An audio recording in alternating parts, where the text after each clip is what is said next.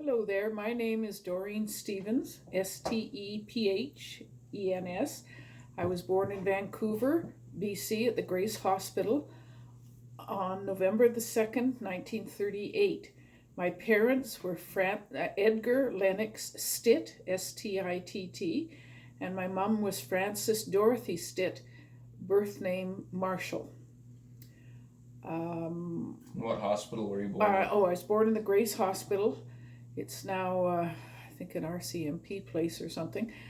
I lived on Sea Island for the first while. I think we lived on Sea Island for the first couple of years. Then we moved into Marpole at 8289 Cartier Street, as we called it. It was kitty corner to the elementary school. See, my earliest memory, I think it goes back to when my brother was born. He was born November 30th, 1941, just before Pearl Harbor. And I can remember there were blackout blinds on the windows, and I think somebody came to the door and told my dad that they could see light outside. And I always remember he put a dress of my mother's over the mirror in their bedroom to block off the light. By the time I was 3, I had a sister, Barbara, who was born August 1st, 1940, and my aforesaid brother, Bill, who was born November 30th, 1941. So it was a busy little house. It was four rooms, 2 bedrooms, a kitchen and a living room with a fireplace. And it was the corner of 67th Avenue and Cartier Street, several blocks east of Main Street, Granville, where the stores were and everything. And it had a yard.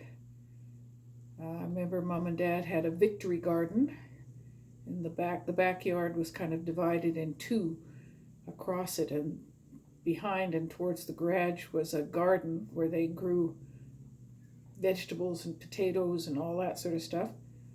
And then we had a bit of a garden, a bit of a lawn where we kids could play. So I vaguely remember. I don't remember too much else. I remember one time Mom sending me to the store, but I think that was later after my sister Wendy was born, because I know I was quite young, and I guess she didn't want to have to get all the other kids organized, so she sent me to the store to get something. I remember soldiers marching down our front street one time, and I was quite young. I distinctly remember my mom hurrying me into a sweater so I could run outside and watch the soldiers. I remember at the store with a book with food coupons in it that I think we had to use for various things. Excuse me, various things when we shopped. It seemed to me it was a kind of a manila folder, and there were pink stamps that you either gave them or they gave you or something. I can't remember. And the sort of like tar paper kind of blinds that were on our windows that rolled up and down. So can't remember too much other than that of my very early childhood. What were your family members like in your early childhood growing up? Well, there was, of course, my dad, and at that time I think he worked at a cannery, I'm not sure, and Mom, who of course was at home, and there was my sister Barbara, who's a year and a half younger than me, and my brother Bill, who's 3 years younger. And later, when I was 9, and my young brother was going to school, our youngest member of the 4 kids was born, Wendy, January 1st, 1948. We used to have lots of fun with her. She was like a doll. And kids from the school across the street used to come over and ask my mom if they could push Wendy in the buggy and take her for a ride. Um, I can remember when I was a bit older, Mom had friends across the lane, and they'd go over, and I'd look after the kid, be home with the kids for a little while. They used to be brats. Um, but anyway, it's the way it was to be the oldest in the family. We had, Mom was very close to her family, and so we saw cousins and things. My cousin Sharon used to live in Marpole, and my cousin Linda and Brenda lived in Marpole as well, and we'd see them.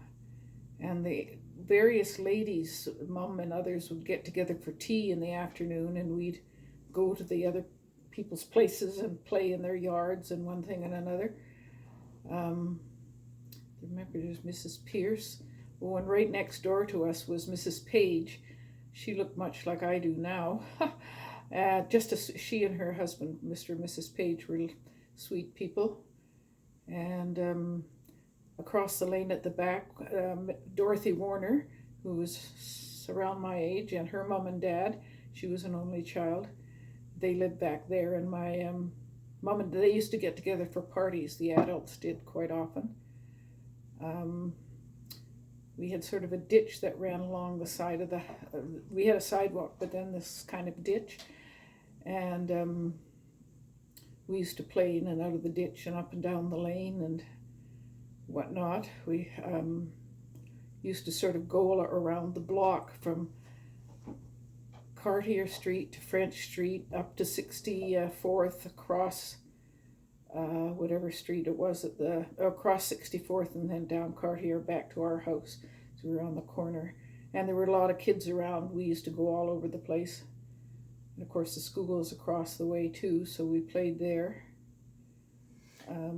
Where did you go for elementary? I went to a school called David Lloyd George, and as I say, it was right kitty corner across from where we lived, and yet I still managed to be late sometimes. It was a big, typical building of those days.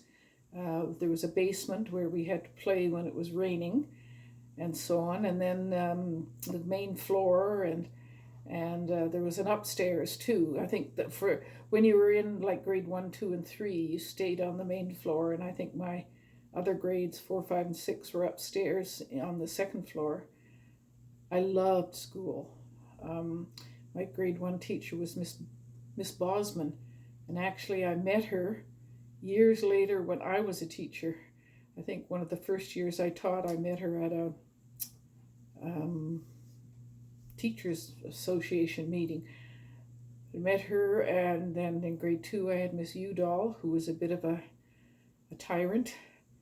And between grade 2 and 3, because I was very tall, I used to sit in the back row, and I think it was in grade 2 that I was having trouble seeing the board, and so I think I got glasses, I think, between grade 2 and 3.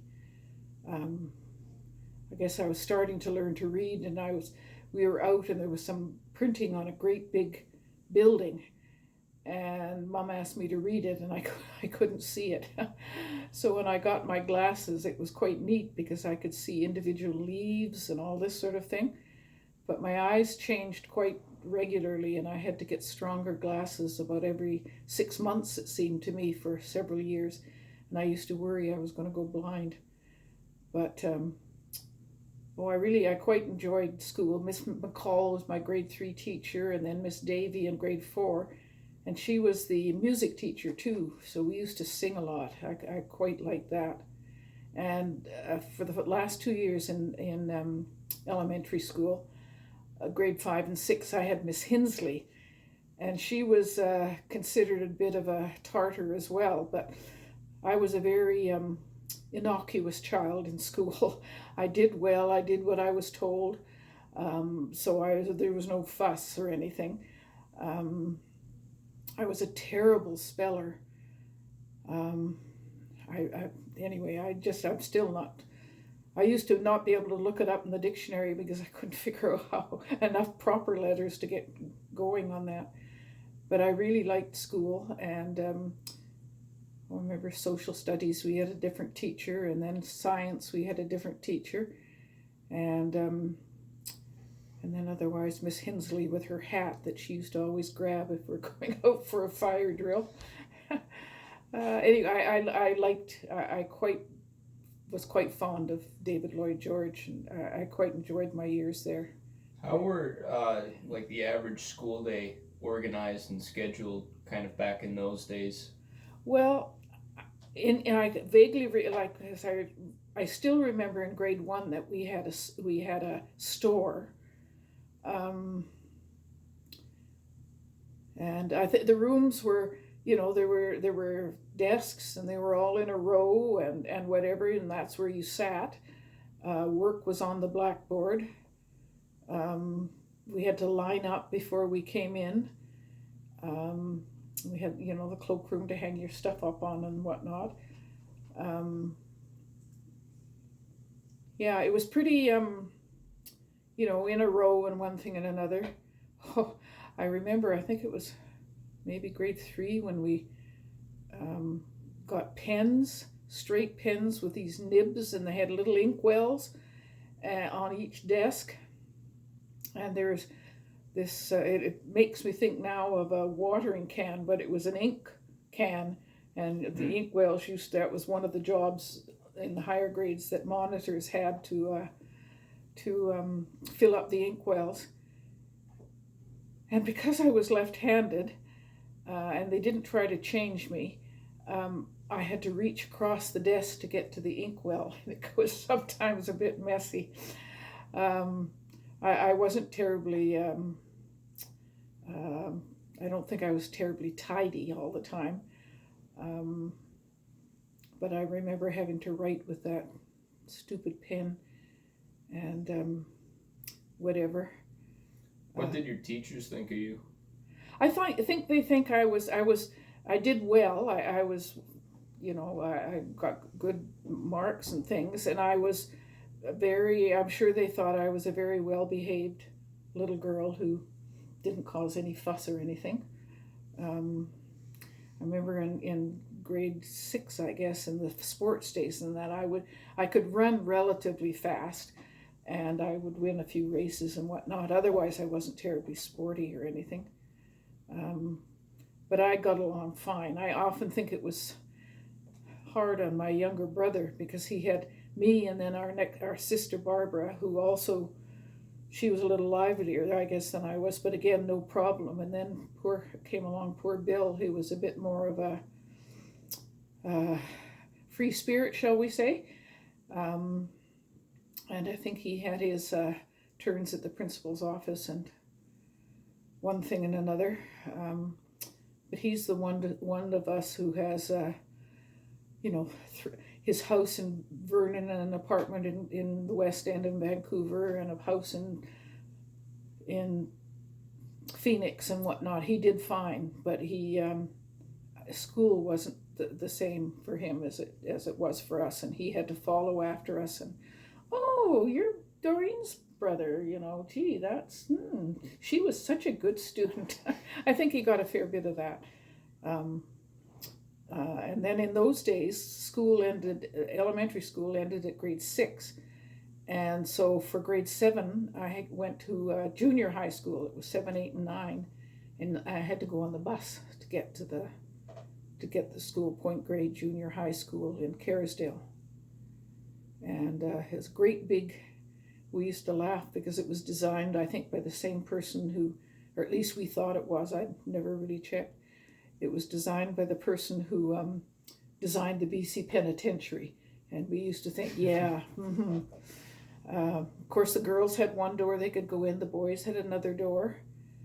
And you moved around the classes and all that. I used to have movies that cost a nickel, and there were movies in the lunch hours at Point Grey. Again, I liked my teacher. I remember one teacher in particular, Mr. Ross, who read to us from O. Henry if we had our class, our work done and whatnot. I think in grade 8 I was in one of the class that they thought were the smartest kids in the school. And I read Gone with the Wind that year. I used to hide it in my desk and pull it out when I could. Oh gosh, yeah. I really liked it too. We had to go we lived on Oak Street, or on Selkirk Street by then, 8449 Selkirk. And we had to walk over to Oak Street and take initially the tram and then the bus up to 41st and then all the way across 41st into Kerrisdale to get to school. We used to wander all through Kerrisdale at lunch hours. They had something called a Spudnut shop, and it was kind of a deep fried donut-y thing we used to buy if not every lunch hour, almost every lunch hour. Kerrisdale was a bit of a fancier neighborhood than Marpole, and we Marpole kids were kind of considered from the wrong side of the tracks a little bit. And I was quite happy that we didn't go for high school. We didn't go to McGee, which was in Kerrisdale as well, but we went to King Edward, which is at 12th and Oak Street. It was a much more cosmopolitan school, older school, but all quite a mix. It's more like today's high schools, I guess. There was quite a mixture of races and things. I really liked King Edward. I'm glad we didn't. Things were just a little, I felt anyway, a little snobby in Kerrisdale. So I was just as happy not to be going there to McGee. Around that time, how would your family spend your summers? Yes. Well, I have a cousin, Phyllis, who's no longer with us, but her birthday was a year ahead of mine. We were 1 year apart, and one other cousin, Alec, on my dad's side. And that family, I used to go with them because Phyllis and I were of an age, and we'd go up to Bowen Island and spend a whole month in the summer. We stayed in a shack, I guess, seemed fine to me at the time, with a pump in the sink, and we used to have to go outside around the side of the place for the outhouse. But we had a lovely time, the three of us.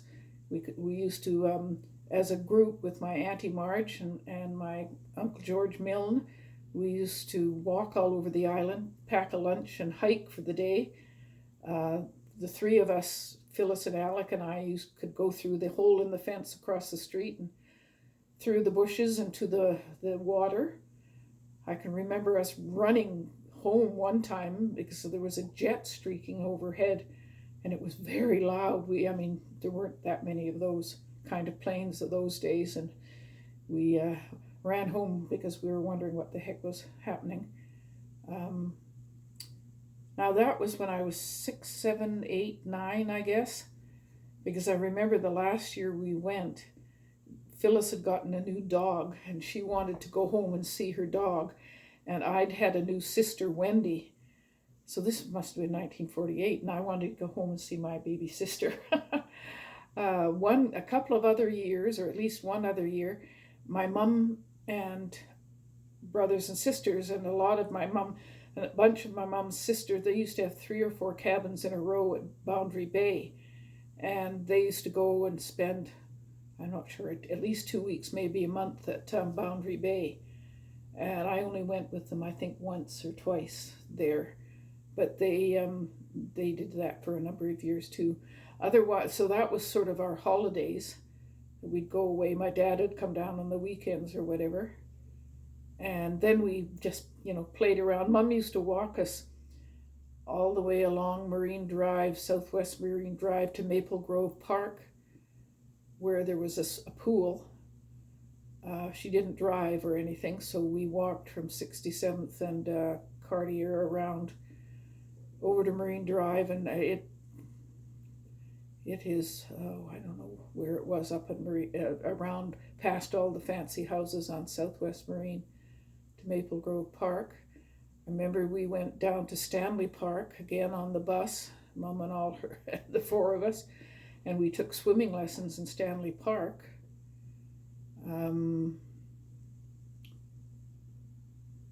Yeah, I guess I don't remember going on any other kind of trips, but to camp. I don't remember doing anything else. We played at the park, and Mom used to take us to Maple Grove and downtown to Stanley Park, and we'd swim in the pools down there and walk with all our paraphernalia. Oh, Mom used to take us to the P&E parade every year too, downtown, and that's when I was a bit older. I guess I was, junior high or whatever then.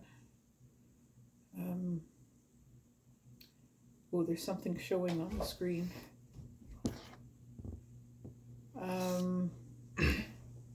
I really liked school all the way through.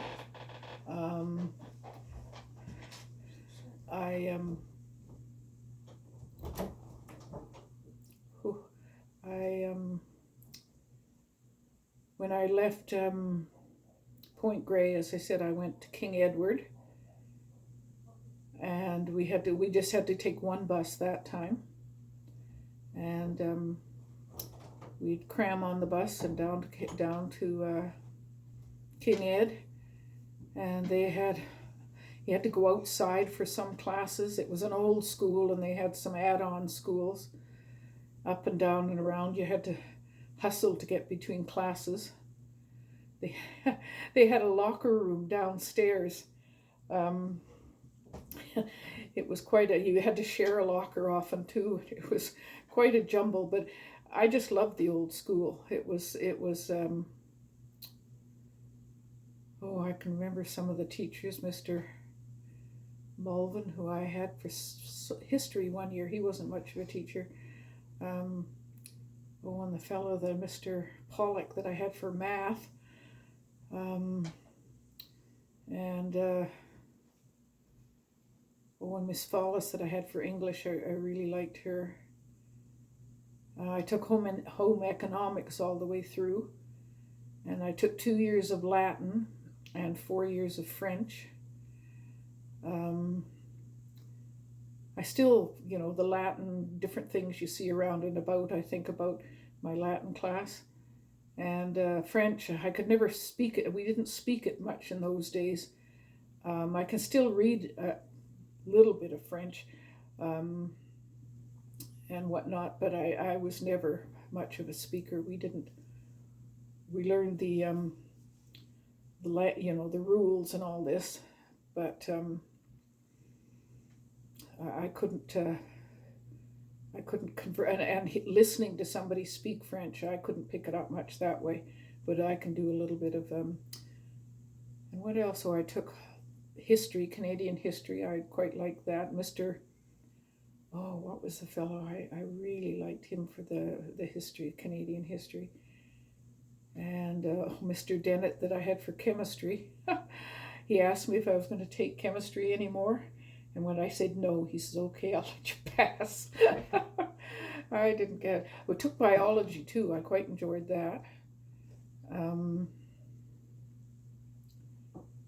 So in those days, they had what they called the university program and the general program. And I was on the university program. And you majored in different things. You took your regular courses, and then you could take like History 91 and English 91. And I took biology and chemistry, so that was that part of it. And I had my languages with Latin and French. And I always took home foods and sewing so that I had a bit of a change of pace. And I think PE, you just had to take it till grade 10 or 11. But it's always such a rush to get your clothes changed and all that and get back to class in the minutes before, in between. But I quite liked it. I had good girlfriends and whatnot. I wasn't somebody who went on dates and all that sort of stuff in school. I can remember going to one, I think I only went to one dance, and I was petrified. I can remember one teacher coming along, shuffling everybody together, and this guy anyway, I didn't go to any others, but I used to stay and watch all the basketball games in the gym, and sometimes I kept score. And anyway, it was school years are very happy memories for me. I quite liked it. I did okay. As we did things, I wasn't. I guess I'd say I was conventional. I was mentioning that the other day. I wasn't as. I guess I did what I did, but I didn't think to go off and do things, explore different things and all that sort of thing. That was more like my sister Barbara did in years later, and she was quite the belle of the ball at school. She was in the in clubs and all this sort of stuff, and I wasn't in anything like that. I can't remember if I joined any clubs or not. But anyway, I was quite happy with school, and good girlfriend, Flora Cook, who lived about 4 blocks away from me, and we used to go downtown to a movie quite often on a Friday night, and go to the malls and different things like that. You had your things at home. We still remember iron for our brother, iron his clothes, and otherwise we looked after that. Used to do a lot of babysitting, and in that way there was a little store in Dawn Marie Style Shop down in Marple on the Marine Drive down there, and she used to let us run a little tab, and we'd save up our money and buy something and then pay it off. Because Mom and Dad wasn't working for a good part of my teenage years, and things were pretty tight. But that was nice. We babysat and earned money to buy, the odd thing and go to a movie and this sort of thing. So it was. I wasn't an athlete or anything, so I didn't play ball or anything like that. I was quite involved with the church from when I was little, and we used to have Sunday school picnics, and we taught Sunday school to the younger kids from when we were maybe 11 or 12, when we'd gotten confirmed, and then we taught in the preschool. When I was a kid, we used to teach Sunday school. Actually, when my kids were of an age, I went back to that too. So up to school was something I really enjoyed, and due to I didn't think I could ever go to. I had a job too. That's right. I besides, I guess when I was in high school, I was a waitress at the Marine dining room in Eaton's department store downtown, and she used to give me the Mrs. Welsh, who ran the staff and all this. She used to make sure I got lots of shifts because she knew I was saving up to go to university. We used to have to wear these uniforms, yellow uniforms with little green collars and whatnot. We had to wear a hairnet, and we had to wear these little hat things. And the changing room you had to go past the cheese. This was in Woodward's department store Eaton's downtown. And they had a very extensive cheese department, and I don't like cheese. And I used to take a big breath before I got there and hold it as I walked through this cheese area because, the smell of some of it was awful.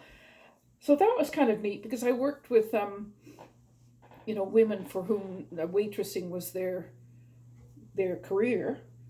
And so that was, I was quite adequate. I could carry a great big loaded tray up. We had to carry them like this into the dining room.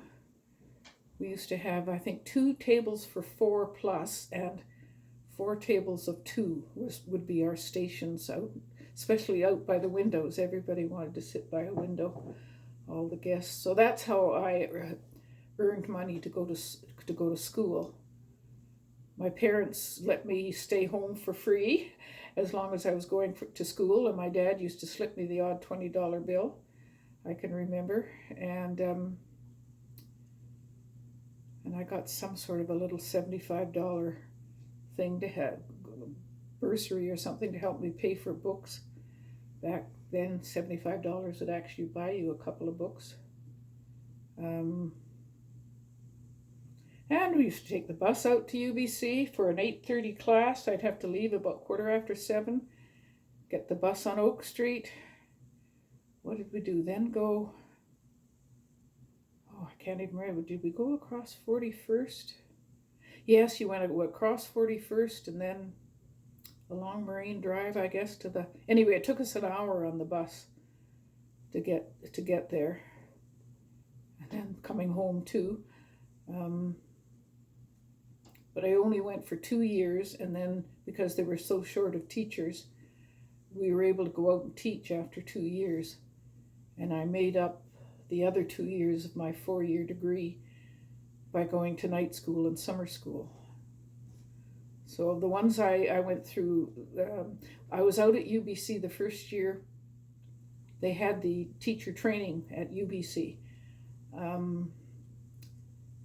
We were treated like, oh goodness, how things have changed, because I remember one of the fellows telling us, not to wait too long to get married, because by that time women got paid the same as men, and he said, you'll be making more money, and that will make it hard for you to get a husband.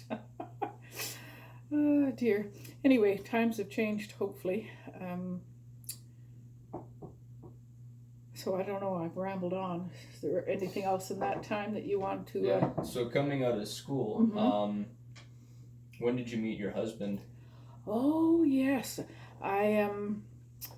One of my good friends I met through church was Sheila Kirby, her name was then. And I'd been seeing this fellow for a while, and that all ended. And so she was going to take it upon herself to... find me some blind dates. She was quite a social butterfly, and anyway, so she set me up with it. I think it was one March or April, with 3 blind dates. One was a fellow that she used to go out with. We celebrated his 21st birthday together. I was a few years older, and the other fellow, I can't remember where she met him. Anyway, he was an excellent dancer. We went out and had quite a nice evening dancing. And then the third fellow was a friend of her new boyfriend, Barry. He'd known this person since, I don't know, they were teenagers or something. And his friend's name was George.